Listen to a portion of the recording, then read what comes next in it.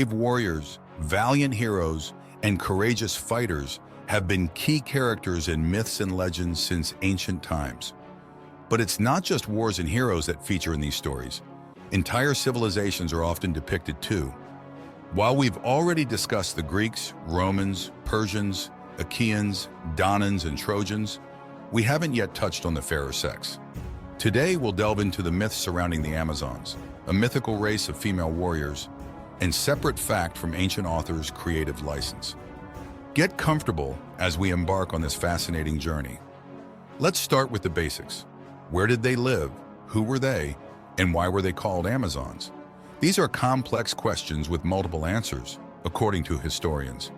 In mythology, the Amazons inhabited the lands of the Thermodon River, modern-day Terme, and Iris River, modern-day Sile River, both located in northern Turkey.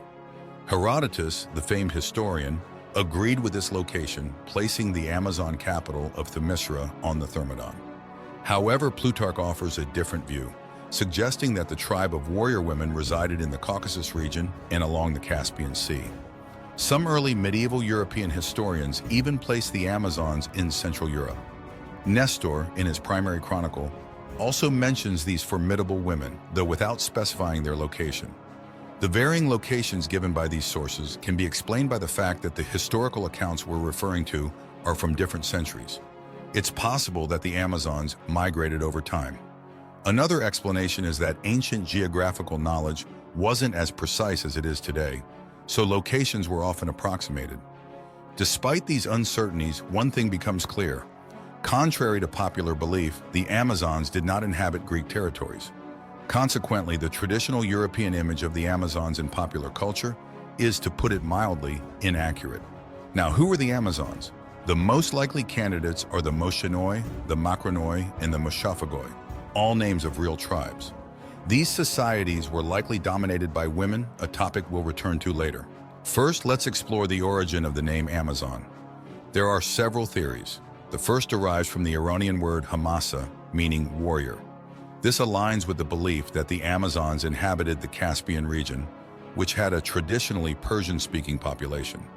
The second theory stems from the Greek phrase amazos, which translates as without breast. This may be how the ancient Greeks described the Amazons, who, lacking men in their tribe, literally did not touch a male breast.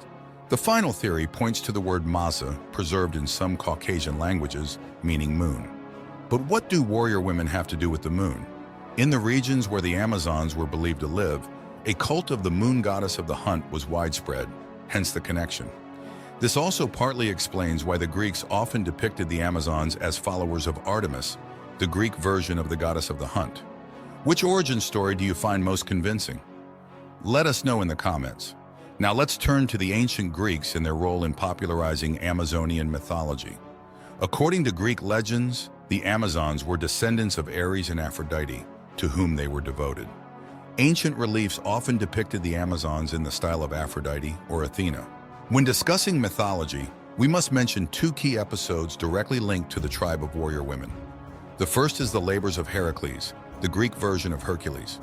Among his tasks of cleaning the Augean stables, battling Cerberus, and fighting the Lernaean Hydra, there was also a task involving the Amazons. This was either his ninth or sixth labor, depending on the author. Heracles had to retrieve the golden girdle of Ares, which belonged to the Amazon queen Hippolyta. This girdle was in the land of the Amazons, on the coast of the Pontic Sea, what the Greeks called the Black Sea. Through trickery or military might, Heracles succeeded in obtaining the girdle. According to some ancient authors, Heracles was accompanied on this expedition by Theseus, another significant figure in Greek mythology. During this journey, Theseus captured the Amazon Antiope and brought her back to Greece as his wife.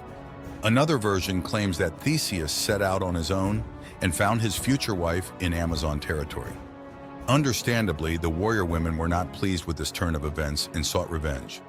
They crossed the Bosporus Strait and laid siege to Athens. The battle did not result in a clear victory for either side, and the Amazons eventually left the Balkans.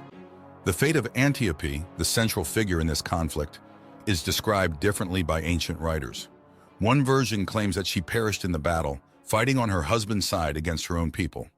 Another account states that Antiope not only survived, but also helped broker a peace treaty.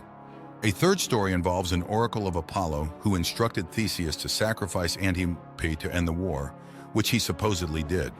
Finally, according to the last version, Antiope survived the battle, but was later abandoned by Theseus for another woman. Enraged, Antiope, true to her warrior origins, led a revolt against her husband, in which she perished.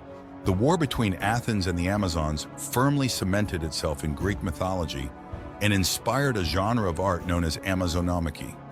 This genre depicted scenes of fierce Amazon women in battle, often in the form of bas-reliefs or sculptural compositions. The plot of a woman being abducted and a war ensuing for her return may sound familiar. It bears a striking resemblance to the Trojan War, in which the Amazons also played a part. According to Homer, a small contingent of Amazons fought on the side of Troy, but was swiftly defeated by Achilles. The final question we must address is whether the Amazons truly existed, or if they are purely a figment of ancient authors' imaginations, inspired by cults of priestesses devoted to various gods. The answer is unequivocal. They existed, albeit not in the Hellenistic form we might expect. As mentioned earlier, the most probable locations for the Amazons are the lands stretching from the Volga to Asia Minor. Consequently, their appearance was not Greek, but more Eastern. This is evident in the later artistic trend of portraying Amazons with Persian or even Scythian attributes rather than Greek ones. Additionally, the traditional weapon of the warrior women, the sagaris or labris, a double-bladed axe, was prevalent among Scythian tribes. Furthermore, recent archaeological findings in Scythian territories have revealed burials consisting entirely or almost entirely of women, with a few male burials also present. This challenges the classic narrative of the Amazons lacking the male gender altogether. Perhaps their societal structure was role-based, with men being responsible for non-martial tasks, or these men could have been captives taken for reproductive purposes. Whether the Amazons truly killed male infants and the authenticity of their alleged practice of mutilating their right breasts remain unanswered questions.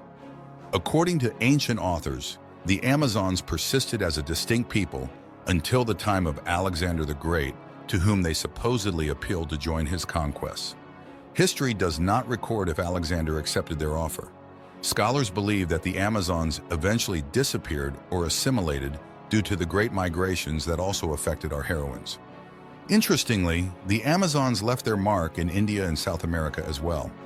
Chandragupta Maurya, a key figure in Indian history, had a Greek female warrior in his guard, likely an Amazon. In South America, the Spanish conquistador Francisco de Orellana, who discovered the largest river on Earth in 1542, encountered a tribe of long-haired Indians whom he mistook for women warriors and named the river after them, the Amazon. What do you think the Amazons were truly like? Share your thoughts in the comments and don't forget to suggest ideas for future videos. That's all for today, so be sure to subscribe, like, and hit the bell icon to stay notified about new releases.